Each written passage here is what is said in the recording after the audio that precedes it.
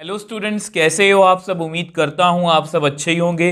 अब जैसा कि आपको पता है कि हम आज की वीडियो में चैप्टर नंबर जो हमारा 11 है 3D ज्योमेट्री, उसकी हम मिसलेनियस एग्जाम्पल्स को डिस्कस करने वाले हैं। और मैं आपको हमेशा बोलता हूँ कोई भी चैप्टर हो, वो टफ हो, इजी हो, एवरेज हो, बट सबसे इंपॉर्टेंट पार्ट किसी भी चैप्टर का मिसलेनियस एग्जाम्पल्स होता है या मिसलेनियस एक्सरसाइज होता है, क्योंकि यही डिसाइड करता है कि आप चैप्टर को जो है वो कितनी अच्छे से करके आए हो। क्योंकि यहाँ पर किसी भी एक्सरसाइज में से क्वेश्चन पूछा जा सकता है, आपको ये मेंशन नहीं होगा कि ये स्ट्रेट लाइंस का क्वेश्चन है, ये शॉर्टेस्ट डिस्टेंस का क्वेश्चन है या प्लेन्स का क्वेश्चन है। आपको खुद से डिसाइड करना पड़ेगा। तो मेरे अकॉर्डिंग कुछ बच्चे मुझे पूछते भी हैं कि सर क्या हमें मिसलेनियस एक्सरसाइज करनी चाहिए, तो मैं आपको यही सजेस्ट करूंगा एनसीईआरटी विद फुल बेसिक और मिसलेनियस एग्जाम्पल्स और एक्सरसाइज अगर आपने सभी चैप्टर्स की अच्छे से कर ली हैं तो आपको 90+ मार्क्स लेने से कोई भी नहीं रोक सकता। और बेसिक कंसेप्ट को अच्छे से समझने के लिए, अच्छे से करवाने के लिए मैं आपके साथ हमेशा हूं। मैं हमेशा बेसिक को इस तरह से करवाने की कोशिश करता हूं कि आपको पूरे चैप्टर में कोई भी दिक्कत या परेशानी नहीं हो। मतलब अगर मैं ऊपर ऊपर से बताना चाहूं, देखो सबसे पहले ना हमने डायरेक्शन कोसाइंस के बारे में पढ़ा था, direction cosines of a line, direction ratios. फिर मैंने कुछ आपको चीज़ें अपनी तरफ से बताई थी, ये वीडियो आप जाके देख सकते हो, पूरा नहीं बताऊंगा कि आपको क्या क्या माइंड में रखना है। फिर मैंने आपको बताया कि लाइन की इक्वेशन हम किस तरह से लिख सकते हैं, 2 पॉइंट 1 पॉइंट फॉर्म, ठीक है। और फिर angle between two lines, Cartesian form, shortest distance. अब यहाँ पर भी मैंने आपको कुछ चीज़ें अपनी तरफ से बताई थी जो आपको क्वेश्चन सॉल्व करने में काफ़ी हेल्प करेंगी। अब सेम वे से यहाँ पर मैंने शॉर्टेस्ट डिस्टेंस के बारे में कुछ चीज़ें आपको बताई थी। फिर मैंने वो कन्वर्जेंस बताई थी कि नॉर्मल से, सॉरी, वेक्टर इक्वेशन से कार्टेशियन में या इस वेक्टर इक्वेशन से कार्टेशियन में हम किस तरह से जा सकते हैं। उसके बाद हमारे पास डायरेक्टली हमारा प्लेन्स आ गया था। तो प्लेन्स की 4 डिफरेंट टाइप्स की इक्वेशन थी, ये वाली डिस्टेंस फ्रॉम ओरिजिन वाली, पॉइंट वाली, 3 नॉन कोलिनियर पॉइंट्स वाली, इंटरसेप्ट फॉर्म, और इसके बाद था इंटरसेक्शन ऑफ प्लेन्स जो हम अभी अभी करके आए हैं, कोप्लेनरिटी ऑफ 2 लाइंस, ठीक है। फिर angle between 2 planes, distance of a point from plane. फिर लास्ट में था हमारा था angle between line and plane. तो ये सब कुछ हम बेसिक्स वाली वीडियोस में अच्छे से कर चुके हैं। मैंने आपको एक एक बात अच्छे से बताने की कोशिश की है, इजी वे में बताने की कोशिश की है, आपको फील करवाने की कोशिश की है, ताकि आपको कोई भी दिक्कत या परेशानी ना हो। इन सभी वीडियोस का लिंक आपको नीचे हमारे डिस्क्रिप्शन बॉक्स में आपको इस चैप्टर की पूरी प्लेलिस्ट मिल जाएगी, वहाँ पर आप जाके देख सकते हो। और अगर आप इसको सीक्वेंस वाइज देखोगे तो आपको बहुत अच्छा लगेगा। 3D चैप्टर, जैसा कि मैंने को प्रॉमिस किया था जब हमने चैप्टर ये स्टार्ट किया था, ये आपके ईजीएस्ट चैप्टर में से होगा। तो एक अच्छे मन से, एक पॉजिटिव मन से आज की वीडियो को शुरू करते हैं। सो आज की वीडियो की हमारी फर्स्ट एग्जाम्पल की बात करते हैं, example number 26। A line makes angle alpha, beta, gamma and delta, इसको डेल्टा बोलते हैं, with the diagonals of a cube, then prove that cos square alpha plus cos square beta plus cos square gamma plus cos square delta is equal to 4/3। अब देखो students, ये जो example है ये exam point of view से बहुत important है। दूसरी बात, ये एग्जाम्पल अभी तक की, मतलब ये जो क्वेश्चन है 3D का, ये अभी तक का 3D का, अभी तक मत बोलो, मेरे अकॉर्डिंग पूरी 3D में ये टफेस्ट क्वेश्चन या टफेस्ट आपको इसको या हार्डेस्ट एग्जाम्पल बोल सकते हो। ये थोड़ी सी मुश्किल है। अब ऐसा नहीं है कि कुछ इसमें एक्स्ट्रा कंसेप्ट यूज होने वाला है, कंसेप्ट वही बेसिक बेसिक से हैं, बट इस क्वेश्चन को थोड़ा सा फील कर पाना मुश्किल होता है, तो इसलिए बच्चे इसको समझ नहीं पाते। और जिस तरह की एक्सप्लेनेशन एनसीईआरटी में है उसको देख के तो आपको बिल्कुल ये समझ भी नहीं आएगा, क्योंकि एनसीईआरटी ने तो उसको बहुत जल्दी से निपटा दिया। बट मेरे अकॉर्डिंग ये काफ़ी लेंथी एग्जाम्पल है। बट जैसा कि आपको मेरी आदत का पता है, मैं हमेशा ये कोशिश करता हूँ, ये एफर्ट करता हूँ कि किस तरह से मैं उस चीज़ को आपको फील करवा पाऊँ, क्योंकि ये 3D है और 3D को कई बार 2 डायमेंशन में समझाना थोड़ा सा मुश्किल हो जाता है। बट फिर भी मैं अपना टाइम लेता हूँ, मैंने थोड़ा सा टाइम लिया भी है इसके ऊपर और थोड़ा सा कोशिश भी किया कि मैं आपको वो फील करवा पाऊँ। क्योंकि ना क्यूब के बारे में तो आपको पता है, ठीक है, क्यूब के बारे में आपको पता है, मैं आपको थोड़ा सा फील भी करवा देता हूँ। क्यूब क्या होता है, क्यूब कुछ इस फॉर्म में होता है, ये तो आपको पता ही होगा, इसमें कुछ भी मुझे आपको समझाने की ज़रूरत नहीं है। क्यूब और क्यूबॉइड में ज़्यादा फर्क नहीं होता। आपको पता है क्यूब में सभी साइड्स क्या होती हैं, इक्वल होती हैं। क्यूबॉइड में क्यूबॉइड कुछ जो होता है वो इस शेप का होता है। जस्ट वैसे ही आपको नॉलेज के लिए बता दिए, क्योंकि इसमें लेंथ विड्थ और ब्रेड्थ में लेंथ विड्थ और हाइट में थोड़ा डिफरेंस हो सकता है। यहाँ पर सब कुछ ये क्या होता है, सेम होता है। लेंथ विड्थ और हाइट ये सेम होती हैं, ठीक है। चलो ये तो क्यूब की बातें होगी। अगर इसको मैं आपको थोड़ा सा इमेजिन करवाना चाहूँ, आप जिस रूम में बैठे हो अभी पढ़ रहे हो, मान लो वो क्यूब है, ठीक है। आपके सामने भी एक वॉल है, आपके पीछे भी एक वॉल है, दो वॉल्स हो गई। एक आपके लेफ्ट में होगी, एक आपके राइट में, एक आपके बिल्कुल सामने, आपके फ्रंट में, एक आपके बैक में, एक आपके लेफ्ट में, एक आपके राइट में, एक अपवर्ड और एक आपके बिल्कुल नीचे आपका फ्लोर। तो इस तरह से इसके 6 फेसेस होते हैं। अब देखो अगर मैं एक रेक्टेंगल बनाऊं, ये रेक्टेंगल है, ये इसकी साइड्स हैं, तो ये इसके डायगोनल्स होते हैं, 2 डायगोनल्स होते हैं इसके।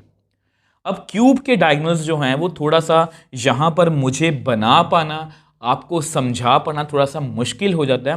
तो उसके लिए मैंने थोड़े से एफर्ट्स किए हैं, क्योंकि अगर आपको एक बार क्वेश्चन समझ लग गया ना, क्वेश्चन में जो कंसेप्ट यूज होने वाला है वो बहुत बेसिक है, बट क्वेश्चन को थोड़ा सा समझने के लिए मैंने थोड़े से एफर्ट किए हैं। तो यहाँ पर मैंने कुछ इस तरह से कुछ बनाया है, ये आप शायद आपको देख पा रहे होगे, ठीक है। ये कुछ इस तरह से है, आप देख पा रहे हो, ठीक है। तो ये ऐसा मैंने क्यूब बनाया है। ये जो आप देख रहे हो ये मान लो आपका फ्लोर है, ठीक है। और ये आपकी 4, मतलब कि ध्यान से देखो, इसको मैंने ओपन बनाया, ये क्यूब ही एक्चुअल में। तो ये आपके सामने की दीवार आ गई, ये आपके पीछे की, ये आपके लेफ्ट साइड, ये आपके राइट साइड, ये नीचे का आपका फ्लोर आ गया, और ये ऊपर मैंने इसकी जो है वो छत नहीं बनाई, यहाँ आप कह लो सीलिंग नहीं बनाई, ताकि आप उसको विजुलाइज कर पाओ। क्योंकि बेसिकली मुझे ना आपको यहाँ पर डायगोनल्स ही समझाने हैं। तो डायगोनल्स बेसिकली होते क्या हैं, अगर आप देख पा रहे हो इसको, तो अगर आप इसका नीचे वाला पोर्शन देखो, इस वाले हिस्से का, तो इसको अगर मैं इसके टॉप से मिला दूं, आप देख पा रहे हो, तो ये एक डायगोनल है। सेम वे से इसका टॉप ले लो और इसका बॉटम ले लो, ये भी एक डायगोनल है, इसको आप देख पा रहे हो, ठीक है। तो ये कुछ इस तरह से है। सेम वे से यहाँ पर इसका बॉटम, इसका टॉप, तो ये भी एक डायगोनल बन गया। सेम वे से इसका बॉटम, इसका टॉप, ये भी एक डायगोनल बन गया। आई होप आप देख पा रहे होगे, अब आप देख पा रहे होगे, ठीक है। मैं आपको और क्लियर करने की कोशिश करता हूँ, क्योंकि बेसिकली सब क्वेश्चंस में फील ही होता है। तो देखो ये भी एक डायगोनल है, ठीक है, ये भी एक डायगोनल है, ये भी एक डायगोनल है, ये भी एक डायगोनल है। मान लो यहां पर 4 डायगोनल्स बन रहे हैं, ठीक है। तो यहां से ना ये 4 डायगोनल, अब 4 के 4 तो मैं एक ही टाइम पे नहीं बना सकता, ठीक है। तो मान लो ये एक डायगोनल है और बीच में से कहीं से कोई लाइन पास हो रही है, यहां पर लिखा हुआ है लाइन मेक्स। तो ये लाइन जो है, ये जो ब्लैक पेन दिख रहा है आपको, ये सभी डायगोनल्स के साथ कुछ ना कुछ एंगल बना रहा है। ये कुछ ना कुछ क्या बना रहा है, एंगल बना रहा है, alpha beta gamma and delta. तो अगर वो एंगल ये बना रहा है तो वो ये रिजल्ट हमें प्रूव करने को बोल रहे हैं। आई होप थोड़ा बहुत आपको इस डायग्राम से क्लियर हो गया होगा कि डायगोनल्स जो हैं वो कैसे बनते हैं, ठीक है। अब इसको एक बार साइड में रखते हैं, तो एक बार मैं आपको डायग्राम बना के दिखाता हूं, फिर उसके डायगोनल्स की हम बात करेंगे। अब देखो आपको क्वेश्चन अच्छे से समझाने के लिए यहां पर मैंने एक क्यूब बनाया। जैसा कि मैंने आपको बताया था 2 डायमेंशन में थोड़ा सा मतलब कि रेस्ट्रिक्शंस होती हैं कुछ हमारे ऊपर, कि मैं आपको वो पूरा फील नहीं करवा पाता, इसलिए मैंने आपको वो डायग्राम की जो आपको दिखाया था, ठीक है। तो ये आपका एक क्यूब है, मैंने यहाँ पर लिख दिया क्यूब है, OABCDEFG, इसके मैंने नेम रख लिया, आप कुछ भी रख सकते हो, जरूरी नहीं कि हमारे NCERT से मैच हो। लेंथ ब्रेड्थ और हाइट क्या है इनकी सेम है, तो मैंने उनको क्या मान लिया, A। अब इसको मैंने क्यों माना है, क्योंकि ना अब मैं सभी पॉइंट्स जो हैं उनके नेम लिखने वाला हूं। तो नेम मैं कैसे लिखूंगा, अब आपको पता है कि यहां से लेके O से लेके अगर हम A तक गए हैं, अगर हम O से लेके A तक गए हैं, ठीक है, ये जो A पॉइंट है ये कहां पर है, एक्स एक्सिस के ऊपर, और एक्स एक्सिस है यहां पर, ना y है ना z है। तो ये पॉइंट कैसा होगा, A,0,0। ए क्यों होगा, क्योंकि यहां से लेके यहां तक इसकी जो विड्थ है वो कितनी होगी, ए ही होगी, ठीक है। ये आपको थोड़ा सा इमेजिन भी करना पड़ेगा, ठीक है। अब इजी पॉइंट पहले बताता हूं, ये जो सी पॉइंट है ये कहां पर है, वाई एक्सिस पर है। तो ये पॉइंट होगा 0 A 0, ये भी ए ही डिस्टेंस पर होगा। अब सेम वैसे ई पॉइंट की बात करें, ये जेड एक्सिस पर है तो ये पॉइंट कैसा होगा 0 0 ए। इन सभी पॉइंट्स के बिना हम अपना क्वेश्चन जो है वो नहीं कर सकते। ठीक है, अब फिर से कुछ समझने की कोशिश करते हैं, बी पॉइंट की बात करते हैं। ध्यान से देखो, बी पॉइंट जो है वो x से भी कुछ दूरी पर है, y से भी कुछ दूरी पर है। z एक्सिस का यहाँ पर कोई भी काम नहीं है, तो यहाँ पर x भी a होगा, y भी a होगा और ये कितना होगा 0। As simple is that. अब d की बात करते हैं। अब d में ध्यान से देखो, ये y से कुछ दूरी पर है, z से कुछ दूरी पर है, x का कुछ लेना देना नहीं है, तो x इसका 0 होगा, y भी a, z भी a। ठीक है, आपको क्लियर हो रहा है? ठीक है, अब ऐसा करते हैं, f पॉइंट की बात करते हैं। अब जो f पॉइंट है ये z से भी कुछ दूरी पर है, x से भी कुछ दूरी पर है, y से इसका कुछ लेना देना नहीं है, तो x भी है, y 0 है इसका, z भी है, a 0 a। ठीक है, अब कौन सा पॉइंट रह गया हमारा a b, ये तो पता ही ओरिजिन है, b c d e f g रह गया।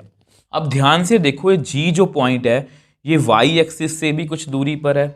ठीक है, और ये मतलब कि ऊपर की ओर है। ध्यान से अगर आप इसको फील कर पा रहे हो, मैं आपको समझाने की कोशिश करता हूँ, वेट। अब देखो आपको समझाने के लिए, ठीक है, तो ये आपकी y एक्सिस है, ये z एक्सिस है, तो ये मान लो आपकी कौन सी है x एक्सिस। ठीक है, तो मैंने आपको समझाने के लिए यहाँ पर ना क्यूब बना के देखा था, तो थोड़ा सा मैनेज कर लेना। तो ये आपका क्यूब है। अगर आप ध्यान से देख पा रहे हो तो ये बिल्कुल डायग्राम जो हमने कॉपी पे बनाई है या नोट्स पे बनाई है वो यही है। तो ये आपका एक्स है, तो ये जो हम जी पॉइंट की बात कर रहे हैं वो बेसिकली यहाँ पर है, जहाँ पर मेरी ये फिंगर है ना, तो जी पॉइंट यहाँ पर है। तो ये वाई एक्सिस से भी कुछ दूरी पर है, जेड एक्सिस से भी कुछ दूरी पर है और एक्स एक्सिस से भी कुछ दूरी पर है। मतलब ये ऊंचा भी है, जेड एक्सिस से भी दूर है, वाई एक्सिस से भी दूर है। तो यहाँ पर तीनों पॉइंट्स जो हैं वो काम करेंगे। तो बेसिकली इसका मतलब मेरा समझाने का यही है कि ये y एक्सिस से भी दूर है, z से भी और x एक्सिस, क्योंकि ये ऊंचा है। तो यहाँ पर कितना पॉइंट आएगा, ये a, a। अगर आप ध्यान से डायग्राम को देख रहे हो तो मैंने जस्ट आपकी नॉलेज के लिए ये वाला पोर्शन ऑरेंज में बनाया, मतलब ये आगे वाला पोर्शन है, और ब्लू वाला पोर्शन मैंने पीछे को बनाया, मतलब ये पीछे वाला पोर्शन है। अब हमने सभी पॉइंट्स को नेम दे दिए। अब मैं यहाँ पर डायगोनल्स बना के डायग्राम खराब नहीं करूँगा, क्योंकि डायग्राम फिर बहुत गंदी लगेगी। अब देखो फिर से अपनी जो स्टार्टिंग से मैंने आपको समझाया था उस पर बात करते हैं। तो अगर आपने क्वेश्चन को पूरे अच्छे से समझा है तो मैंने आपको ये बताया था डायगोनल कब बनता है, जब हम ये जो चार हिस्से हैं हमारे, ठीक है, आपको देख पा रहे होगे। तो मान लो इसका जो बॉटम है और इसका टॉप, मतलब ये आगे वाला फेस है, आगे का बॉटम, पीछे वाले का टॉप, और सेम वे से आगे वाले का टॉप, पीछे वाले का बॉटम। ठीक है, तो इस तरह से हमारे जो डायगोनल्स हैं वो काम करते हैं। अब आपको दिखाने की कोशिश करता हूं कौन कौन से डायगोनल्स होंगे। डायगोनल्स आर, अब देखो ऑरेंज वाला पार्ट जो है वो आगे वाला है, ब्लू वाला पीछे वाला है। तो अगर मैं ए से स्टार्ट करूं, ये बॉटम है, ये इस लाइन का बॉटम है, तो इसके सामने ये वाली स्टिक है। ठीक है, अगर आप देख पा रहे हो तो इसको मैं हटा देता हूं एक बार। तो ये कुछ ऐसा है, ये आपका यहाँ पर ए पॉइंट है, ये यहाँ पर आपका एफ पॉइंट है। ठीक है, तो ये ऑरेंज वाली है और ये वाली कौन सी है, ब्लू वाली है। तो हम क्या करेंगे, ए का बॉटम, ये जो ए है ना ये बॉटम में है ना, तो इसको हम टॉप से मिलाएंगे। तो टॉप कौन है इसका, डी, ए डी। अब इसका जो है वो टॉप की बात करते हैं। अब इस ब्लू लाइन का बॉटम कौन है, सी, तो एफ सी। सेम वे से इधर की बात करते हैं, ये वाला और ये वाला। ठीक है, तो इसका बॉटम कौन है, बी, इसका टॉप कौन है, ई, और लास्ट में इसका टॉप कौन है, जी, और इसका बॉटम कौन है, ओ। तो ये हमारे 4 डायगोनल्स हैं। आई होप आप उसको फील भी कर पाए हो और यहां पर आप उसको समझ भी पाए हो कि किस तरह से है। बॉटम टॉप, आगे का बॉटम पीछे का टॉप, आगे का टॉप पीछे का बॉटम। ठीक है, ये आमने सामने होने चाहिए। सेम वे से इसके ये वाला, इसका बॉटम इसका टॉप, इसका टॉप इसका बॉटम। तो इस तरह से हमने डायगोनल्स जो हैं वो लिख लिए हैं। तो अब देखो ये हमारे डायगोनल्स हैं। अब हमारे डायगोनल्स हमारी एनसीईआरटी से डिफरेंट हो सकते हैं क्योंकि हमने नेम इसको अपनी तरफ से दिए हैं। तो उसमें कुछ भी घबराने की जरूरत नहीं है। अब जो क्वेश्चन में गिवन है मैं आपको एक बार लिख के दिखा देता हूँ। तो अब देखो, ये मैंने जस्ट आपको लिख के दिखा दिया कि हमारी जो लाइन है वो अल्फा एंगल बना रही है एडी के साथ, ये कुछ भी हो सकता है, वाइस वर्सा भी कर सकते हो आप, बीटा एंगल एफसी के साथ, गामा एंगल बीई के साथ, डेल्टा एंगल जीओ के साथ।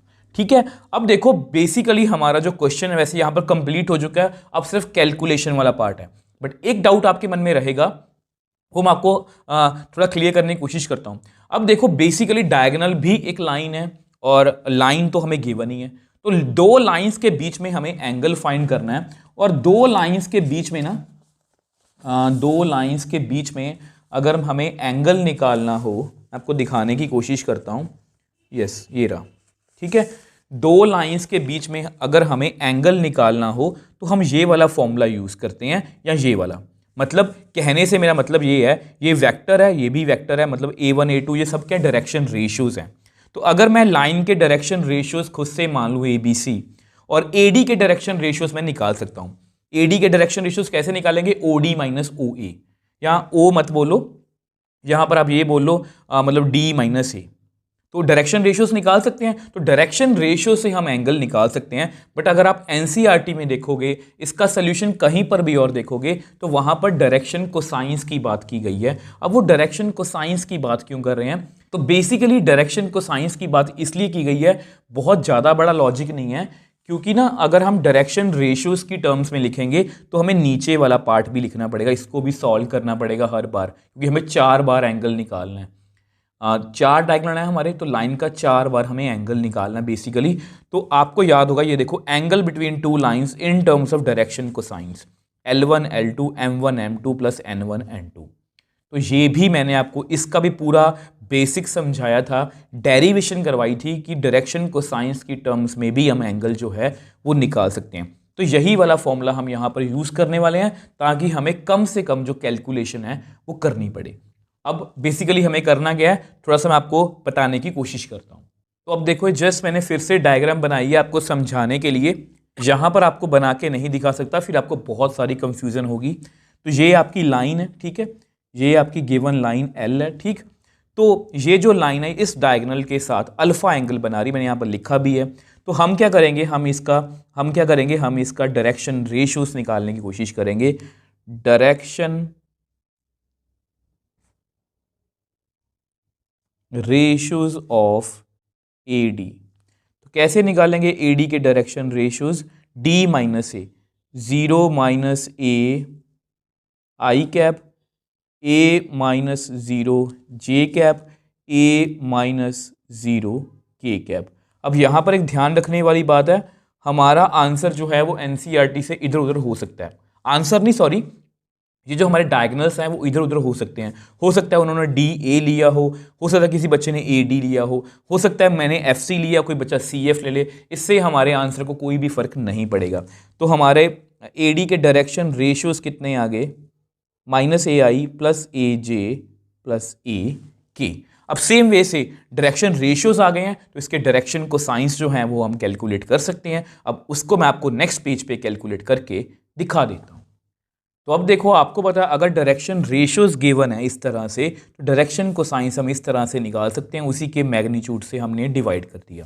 तो कितना आया, -A by A square A square A square 3A square under root, A by 3A square under root, A by 3A square under root. ठीक है, तो ये हमारे डायरेक्शन को साइंस है। थोड़ा सा इसको और सॉल्व करते हैं, तो which implies -A by A square बाहर आ गया, √3, A by A √3, A by A √3। अब ये कट हो गया, ठीक, अब ये कट हो गया। तो अगर ये कट हो गया, therefore direction cosines of AD R कितने हैं, -1 by √3, 1 by √3, 1 by √3। Also direction cosines of line R, वो हमने कितने सपोज किए हैं, एल एम एन। और आपको पता है, मैंने आपको दिखाया था कि एंगल बिटवीन, मैं आपको लिख के दिखा देता हूं। आपको पता है लाइन और डायगोनल में कौन सा एंगल था, अल्फा, तो कॉस अल्फा। अब ये आपका यहाँ पर मैं लिख देता हूँ, ये आपका L1 है, ये M1 है, ये N1, ये L2 M2 N2, ठीक है। तो इसको सपोज करके हम लिख लेते हैं L1 L2 M1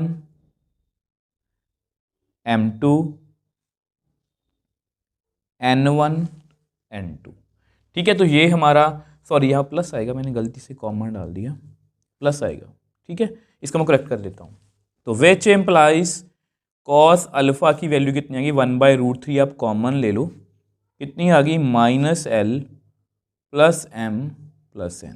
तो इसको एक बार लिख के आप रख लो, ठीक है।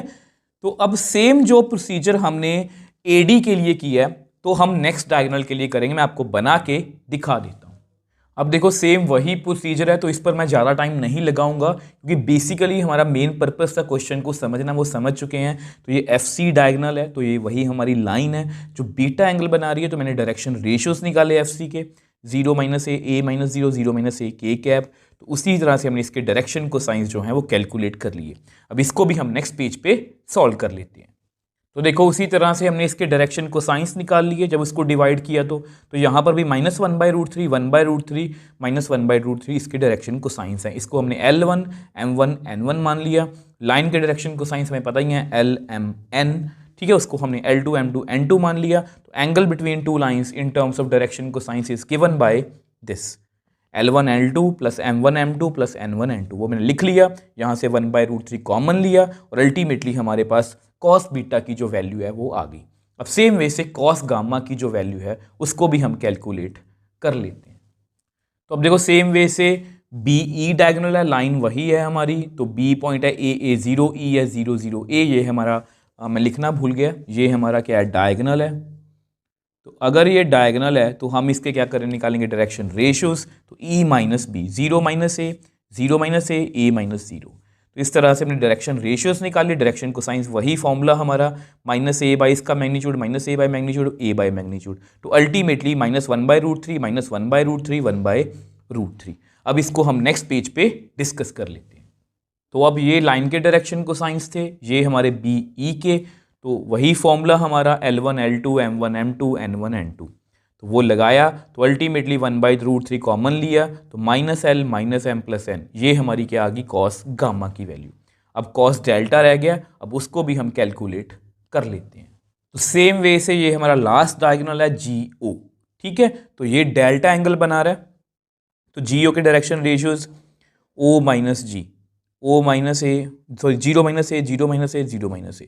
तो ये इसके क्या डायरेक्शन रेशियोज। तो सेम वे से मैंने इसकी डायरेक्शन जो कोसाइंस है वो निकाल लिए। तो -1/√3, -1/√3, -1/√3, L1 M1 N1, L2 M2 M2। तो वही formula L1 L2 M1 M2 N1 N2। तो ये वैल्यू फिल की और अल्टीमेटली हमारी सभी की जो वैल्यूज़ हैं वो आ गई। अब हमारा कैलकुलेशन पार्ट है, ये तो मैंने आपको जल्दी जल्दी से करके दिखा दिया।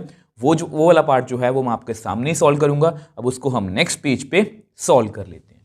अब देखो हम यहाँ पर पहुँच चुके हैं, ठीक है। ये कॉस अल्फा की value, cos beta, cos gamma, cos delta, just हम अपने क्वेश्चन के लास्ट स्टेप्स में हैं। तो अगर आप क्वेश्चन में देखोगे तो वहाँ पर लिखा गया है, कि cos square alpha plus cos square beta plus cos square gamma plus cos square delta is equal to 4/3। ये हमें प्रूव करना है, तो मतलब हमें यहाँ पर स्क्वायर करना पड़ेगा। तो यहाँ पर मुझे स्क्वायर करने से पहले मुझे एक स्टेप लगता है कि मुझे कर लेना चाहिए, ताकि हमारी कैलकुलेशन थोड़ी सी ईजी रहे। क्योंकि बेसिकली ना मुझे यहाँ पर A + B + C का होल स्क्वायर खोलना है। वो कितना होता है, A² + B² + C² + 2AB + 2BC + 2AC, ठीक है। तो ये खोलना है, तो यहाँ पर माइनस थोड़े से ज़्यादा हैं, तो इसको मैं थोड़ा सा एडजस्ट कर लेता हूँ। तो कॉस अल्फा तो बिल्कुल ठीक है, इसको आप ऐसे ही लिख लो, इसमें कोई भी चेंज आप मत करो। कॉस बीटा, अब कॉस बीटा में 2 माइनस है, इसको माइनस को बाहर ले लो, ठीक है। तो इस माइनस को अगर बाहर लेंगे तो अंदर कितना आएगा, L minus M plus N, ठीक है। जस्ट माइनस एडजस्ट करने के लिए, ऐसा कोई जरूरी स्टेप भी नहीं है, इसको भी हम एडजस्ट कर ही लेंगे। तो यहाँ से माइनस को कॉमन ले लो तो अंदर आएगा L plus M minus N. तो लास्ट में है कॉस डेल्टा, यहाँ से तीनों माइनस है तो तीनों माइनस बाहर ले लो तो L plus M plus N, ठीक है। अब हम क्या करने वाले हैं, मैं आपको लिख के दिखा देता हूँ। तो बेसिकली हमारे क्वेश्चन में ये वैल्यू हमने फाइंड करनी है, तो यानी कि इसका स्क्वायर किया, फिर कॉस बीटा का, कॉस गामा का, कॉस डेल्टा का। थोड़ा सॉल्व करते हैं तो ये 1/√3 का स्क्वायर कितना आएगा, 1/3 minus L plus M plus N का होल स्क्वायर। सेम वे से वहाँ पर भी 1/3, अंदर कितना आएगा, L minus M plus N का होल स्क्वायर। तो इसका स्क्वायर फिर 1/3, अंदर कितना आएगा, एल प्लस माइनस एन का whole square plus 1/3 L plus M plus N का होल स्क्वायर, ठीक है। तो यहाँ पर थोड़ा सा ये अलग से है, ठीक है।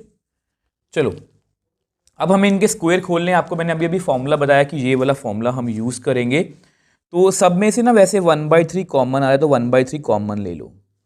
यहाँ कितना आएगा, माइनस एल का स्क्वायर, एम का स्क्वायर, एन का स्क्वायर। तो ये -2LM, ये माइनस इसके कारण आ गया, फिर प्लस 2MN, फिर -2NL, ठीक है। ये -L के कारण आ रहा है। तो सेम वे से नेक्स्ट पार्ट को सॉल्व करते हैं, उसको अलग कलर में लिख लेते हैं ताकि आपको कंफ्यूजन ना हो, ठीक है। उसको ऐसा करते हैं, मैं ऑरेंज कलर में लिख देता हूँ इसको, L square plus M square plus N square minus, अब यहाँ पर m के साथ माइनस आएगा, 2LM minus 2MN plus 2NL। तो ये भी हो गया, ठीक है। अब नेक्स्ट जो है उसको मैं ब्लू में कर लेता हूँ।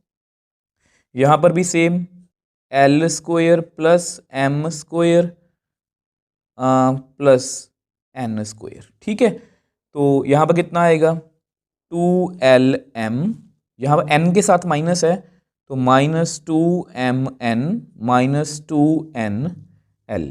तो ये भी हो गया। अब लास्ट रह गया, उसको भी कर लेते हैं, वो सारा पॉजिटिव ही है।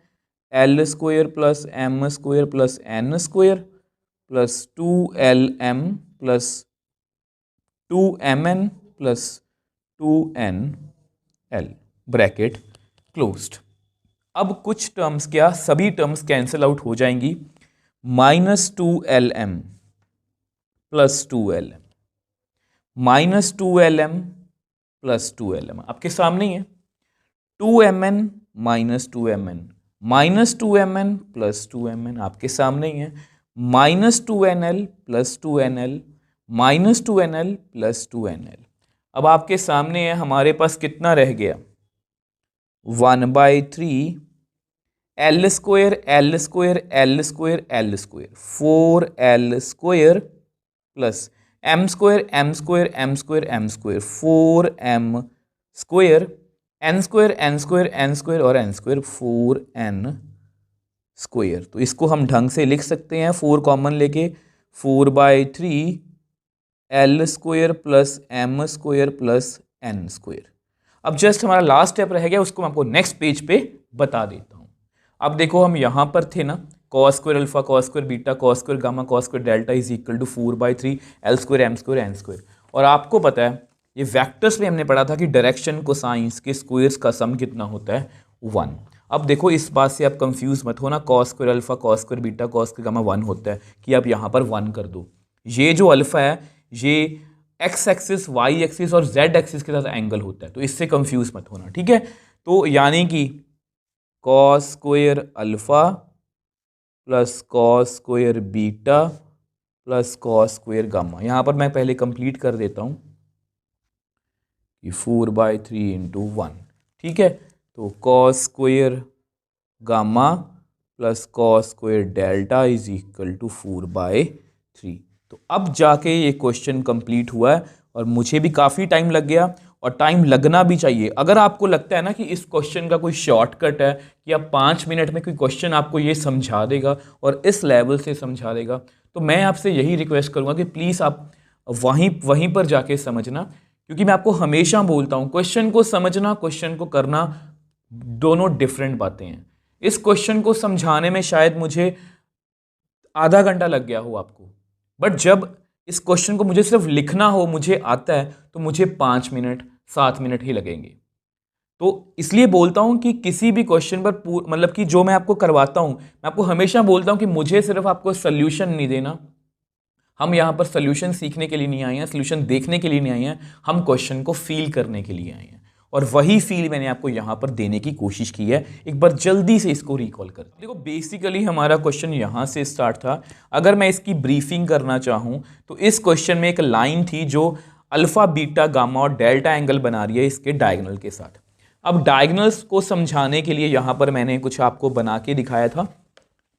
मुझे लगता है कि मेरे जो पिलर्स हैं वो तो टूट के बिखर गए, चलो कोई बात नहीं, इन्हें फिर से जोड़ दिए। तो ये आपके सामने मैंने आपको बना के दिखाया था कि ये मान लो क्यूब है हमारा, तो इसके बॉटम से इसके टॉप से एक डायगोनल बनेगा, इसके बॉटम इसके टॉप से डायगोनल बनेगा। सेम वे से ये प्रोसीजर यहाँ पर भी रिपीट होगा। मेन इसमें मुझे आपको डायगोनल को फील करवाना था, मैंने आपको फील करवा दिया। तो डायगोनल्स हमारे बने AD। अब मैंने पॉइंट्स भी लिख के दिखाए थे कि ये एक्स और वाई प्लेन में है, ये सब कुछ आपको बताया था। तो फिर मैंने यहाँ पर बताया कि डायरेक्शन कोसाइंस की हम यूज़ करेंगे ताकि हमें कैलकुलेशन से बचना पड़े। डायरेक्शन रेशियोज से भी हम निकाल सकते थे, बट डायरेक्शन कोसाइंस मैंने यूज़ किया। लाइन के डायरेक्शन कोसाइंस मान लिए, फिर डायगोनल के डायरेक्शन कोसाइंस जो है, पहले डायरेक्शन रेशियोज निकाले फिर डायरेक्शन कोसाइंस निकाले। तो इस तरह से मैंने डायरेक्शन रेशियोज AD के निकाल लिए, फिर डायरेक्शन कोसाइंस। अब ये वाला फॉर्मूला जो है L1 L2 M1 M2 N1 N2, ये मैंने आपको लाइंस में करवाया था, स्ट्रेट लाइंस में 3D के अंदर, आप जाके देख सकते हो। तो वो लगाया और कॉस अल्फा की वैल्यू निकाल ली। अब सेम वे से दोबारा नहीं बताऊंगा, कॉस बीटा निकाल लिया, कॉस गामा, कॉस डेल्टा। अब लास्ट में जो वैल्यूज हमने निकाली थी क्वेश्चन के अकॉर्डिंग, उनका मुझे स्क्वायर करना था। मैंने स्क्वायर किया, फॉर्मूला लगाया, सभी टर्म्स कैंसिल आउट होगी। L² बचा 4 टाइम्स, M² बचा, N² बचा। तो अल्टीमेटली इसकी वैल्यू आपको पता कितनी होती है 1। तो फिल किया और अल्टीमेटली हमारे पास आंसर जो है हमारा वो आ गया। अब बहुत इंपॉर्टेंट क्वेश्चन है, जितने मैंने एफर्ट्स लगाए हैं इसको समझाने में, आई होप आपको अच्छे से समझ भी आया होगा।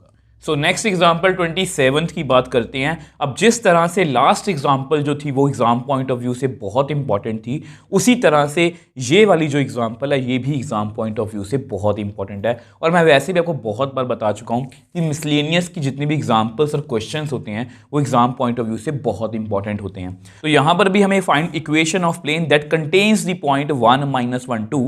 एक पॉइंट में से पास करने वाला एक प्लेन है and is perpendicular to each planes 2x + 3y - 2z = 5, x + 2y - 3z = 8। अब ये क्वेश्चन मैं इंपॉर्टेंट क्यों बोल रहा हूं? अब देखो, अगर आपके सामने कोई पॉइंट हो 1 - 1 2, मान लो यहां पर कोई स्पेस में पॉइंट है, ये आपको दिख रहा होगा, ठीक है। तो अगर यहां पर कोई पॉइंट है तो इस पॉइंट में से पास होने वाला ये जो प्लेन है, आप मान लो ये स्पेस में कोई पॉइंट है, ठीक है, 1 - 1 2। तो ये प्लेन ये भी उस मतलब की पॉइंट पे लाई करता है, ये प्लेन भी उस पॉइंट पे लाई करता है, ये प्लेन भी, मतलब एक पॉइंट में से हम इनफाइनाइट प्लेन्स जो हैं वो निकाल सकते हैं।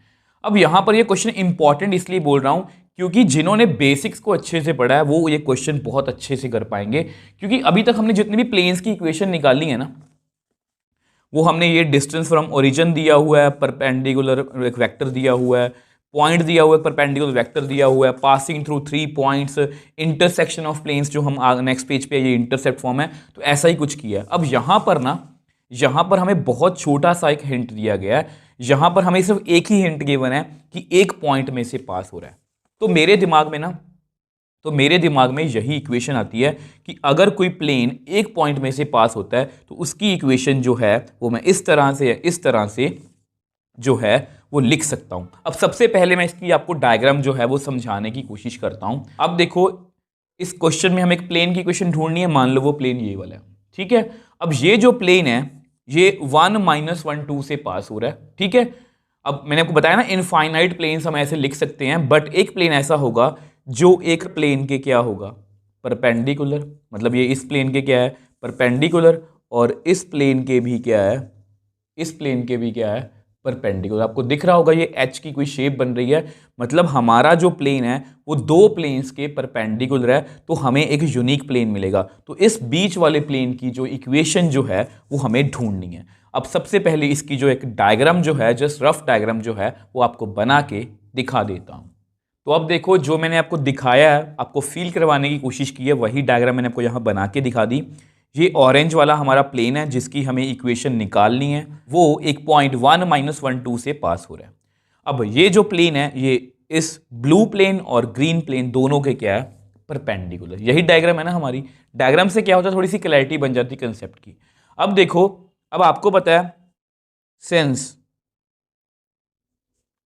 प्लेन P1 passes through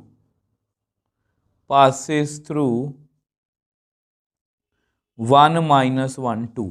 अब आपको पता है कि हमारा जो प्लेन है वो एक पॉइंट में से पास हो रहा है। तो एक पॉइंट में से अगर कोई प्लेन पास होता है तो उसकी इक्वेशन हम इस तरह से, या इस तरह से, या इस तरह से।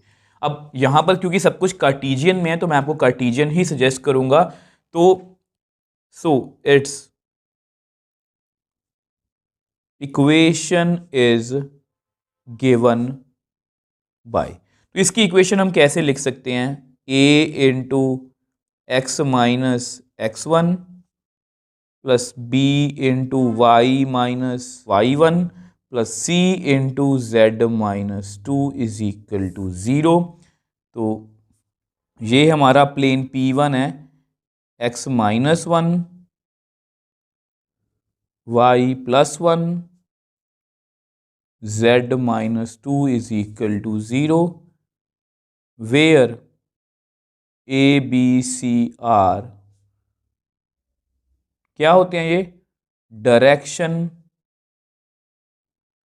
रेशियोज ऑफ नॉर्मल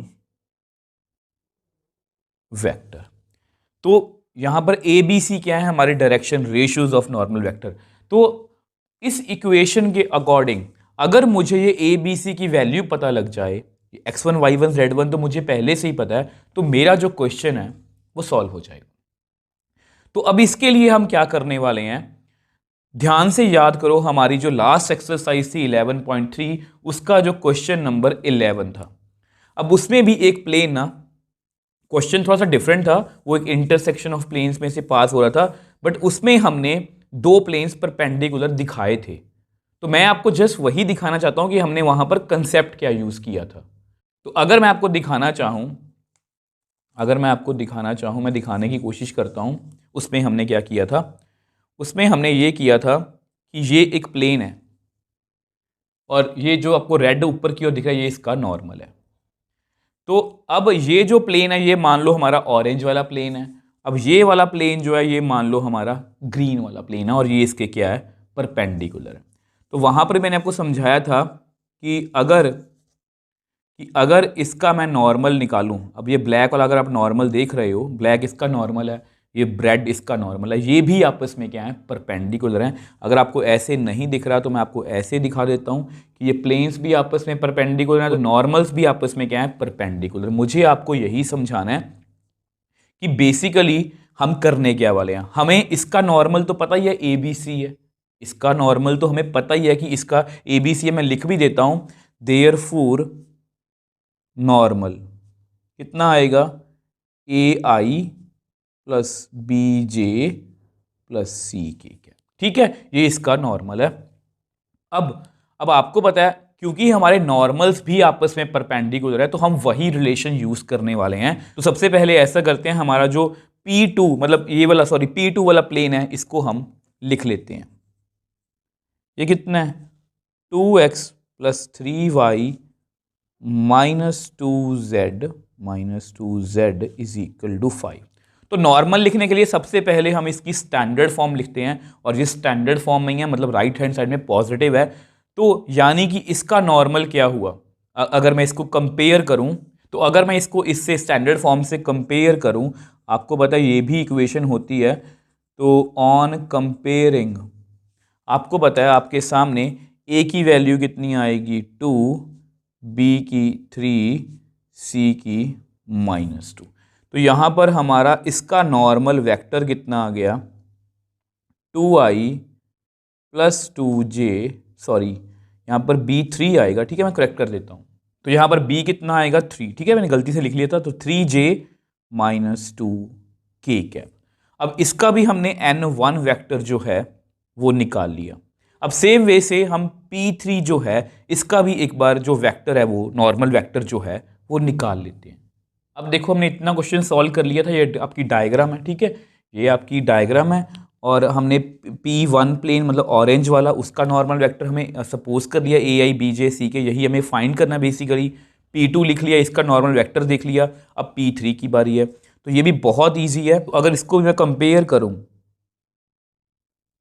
अगर इसको भी मैं कंपेयर करूं तो मेरे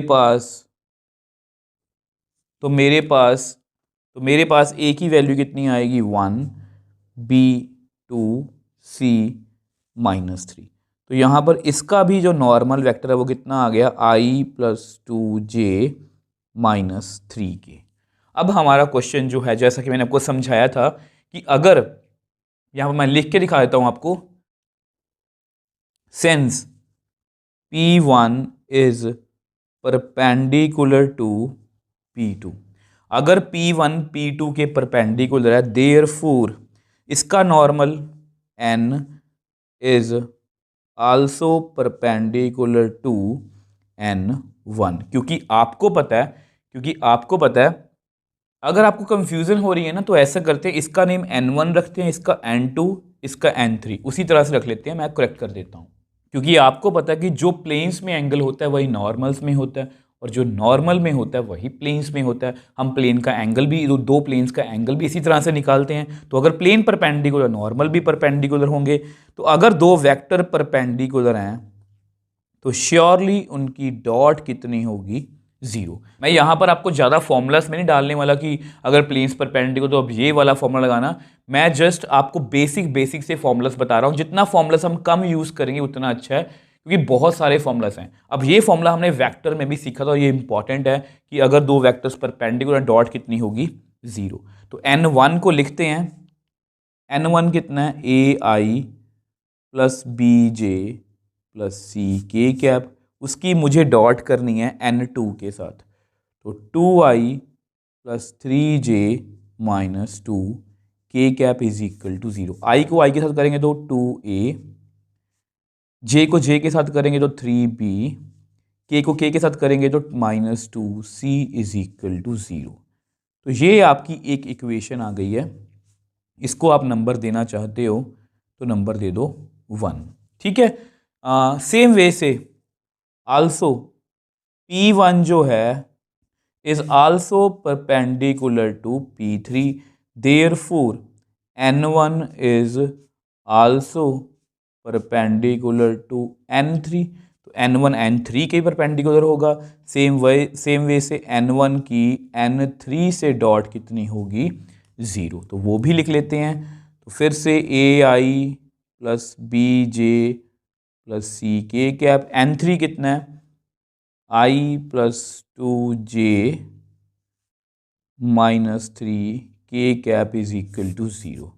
कितना आया A + 2b - 3c = 0। तो ये हमारे पास दो इक्वेशंस आ गई हैं।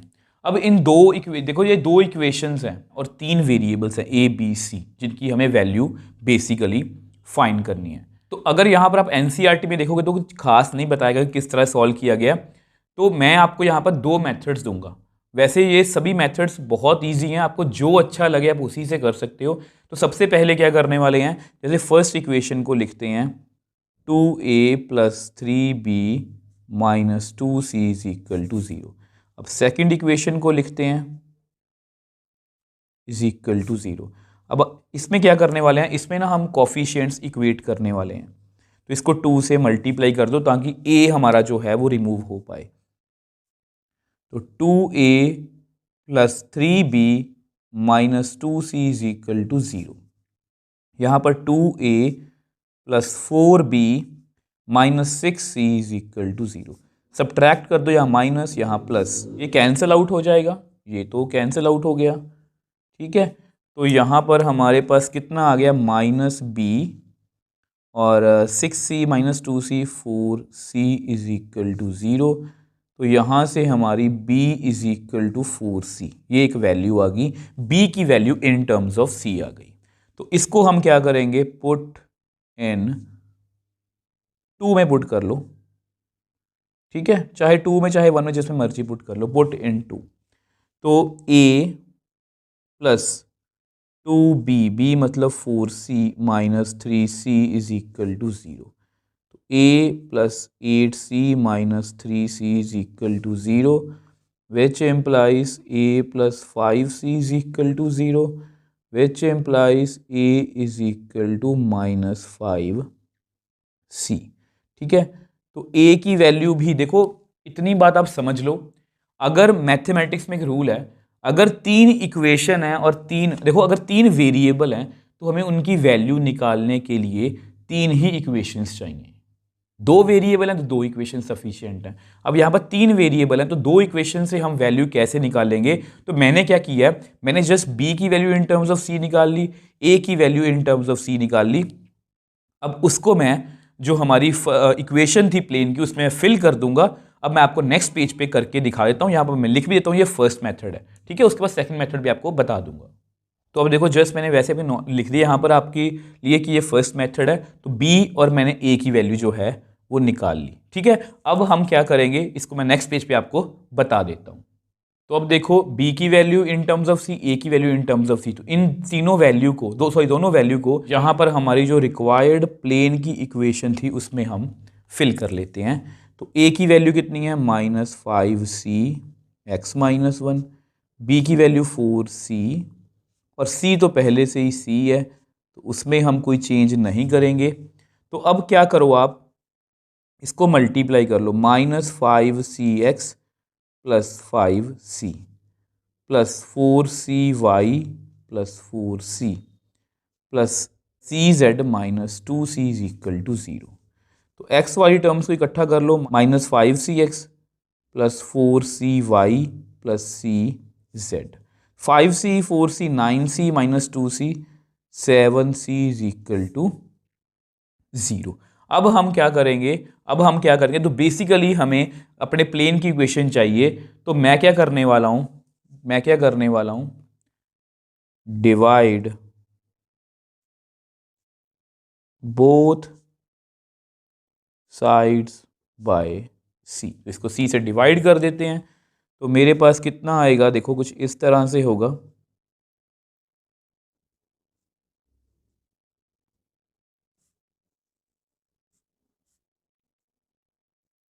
ठीक है, वैसे यहाँ पर मैं भूल गया, c कॉमन ले लेता पहले ही, तो c को कॉमन ले लो, तो अंदर कितना आएगा, minus 5x plus 4y plus z plus 7 divide by c। 0 by c कितना होगा, 0 ही होगा, तो ये आपस में कट कर दो। अगर कट कर दिया तो मेरे पास कितना आ गया, minus 5x plus 4y plus z, हमेशा की तरह 7 को उधर ले जाओ। अब ये आपको मैंने हमेशा एक आदत डाली है कि राइट हैंड साइड में माइनस नहीं होना चाहिए, जब माइनस को इधर ले आओ। तो कितना बन गया, 5x minus 4y minus z is equal to 7। तो ये जो हमारा आंसर है ये परफेक्टली एनसीईआरटी से मैच कर रहा है। अब इस इक्वेशन वाले पार्ट से इसको मैं एक और मेथड भी बता देता हूँ जो मेरी नॉलेज में है, आपको अच्छा लगे तो आप वो भी कर सकते हो। तो अब देखो, ये हमारा सेकंड मेथड है। मैं फिर से बोल रहा हूँ, ये कोई जरूरी नहीं है, आप अगर आपको ये समझ में आ चुका है तो आप यहीं पर वीडियो छोड़ सकते हो। मेरे नॉलेज में ये मेथड था, मुझे लगा आपको ये भी मुझे बताना चाहिए। तो इसमें क्या करना है, इसमें दोनों इक्वेशन को इकट्ठे लिख लेना है, क्योंकि कुछ बच्चों को लगता है कि बार बार वैल्यूज पे पुट करना, सब्ट्रैक्ट करना।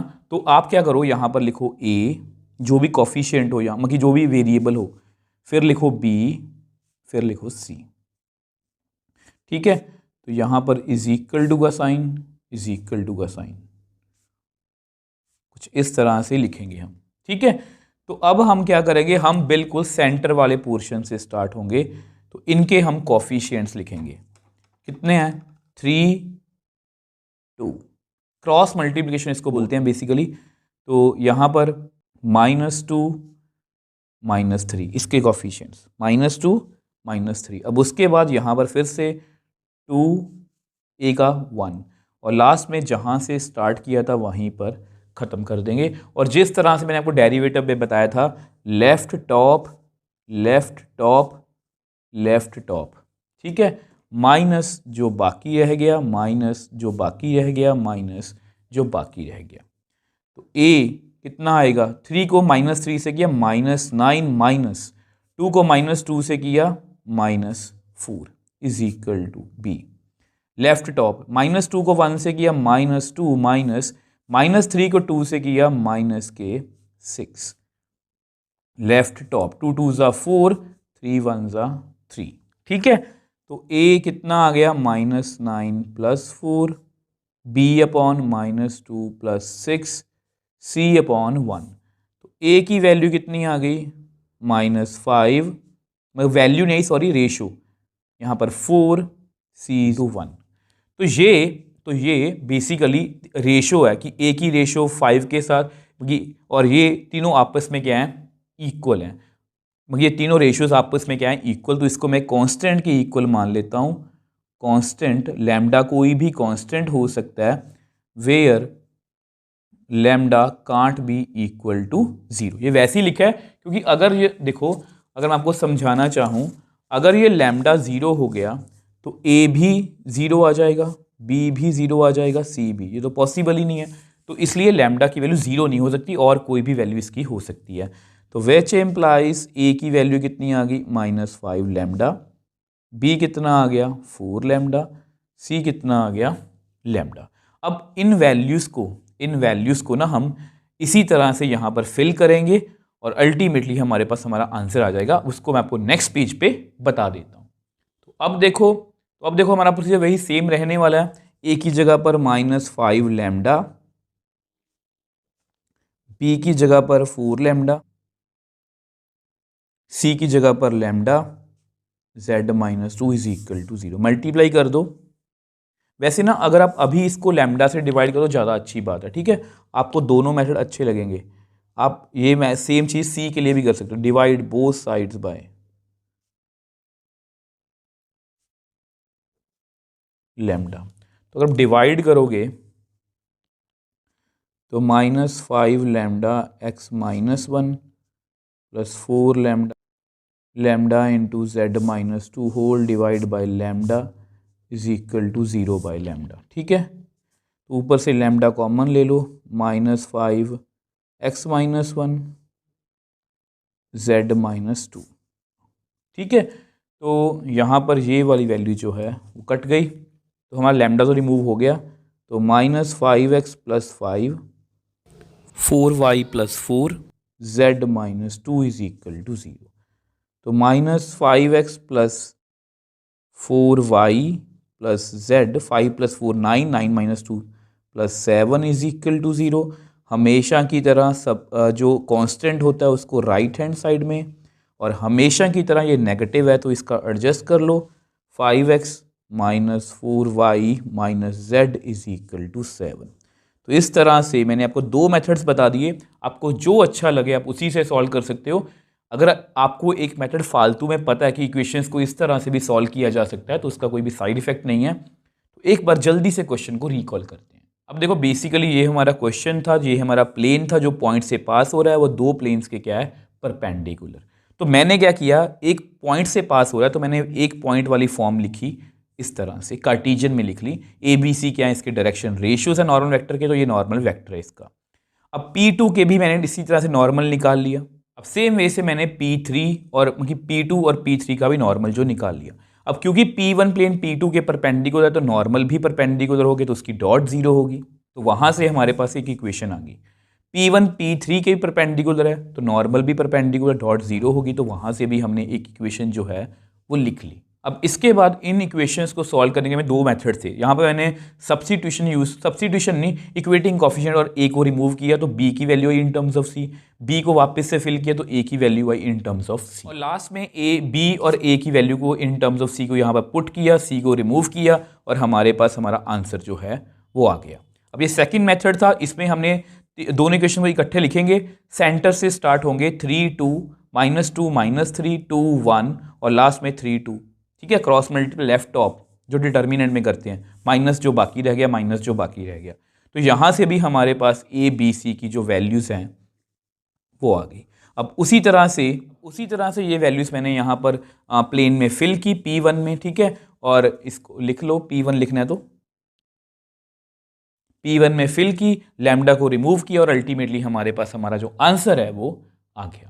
अब देखो स्टूडेंट्स, मुझे भी पता कि आज की वीडियो में हमने सिर्फ 2 ही एग्जाम्पल्स को डिस्कस किया है, बट जो आपकी 26th एग्जाम्पल थी वो एक्चुअल में है ही बहुत मुश्किल थी और मैंने उसको पूरा आपको फील करवाने की कोशिश की है ताकि आप उस जैसे किसी भी और क्वेश्चन को सॉल्व कर पाओ। अब दोनों एग्जाम्पल्स पर मैंने पूरे एफर्ट्स लगाए हैं हमेशा की तरह कि आप सिर्फ सोल्यूशन ना देखो, आप उसको फील कर पाओ। आई होप आप फील भी कर पाए होगे और आप इसको समझ भी पाए होगे।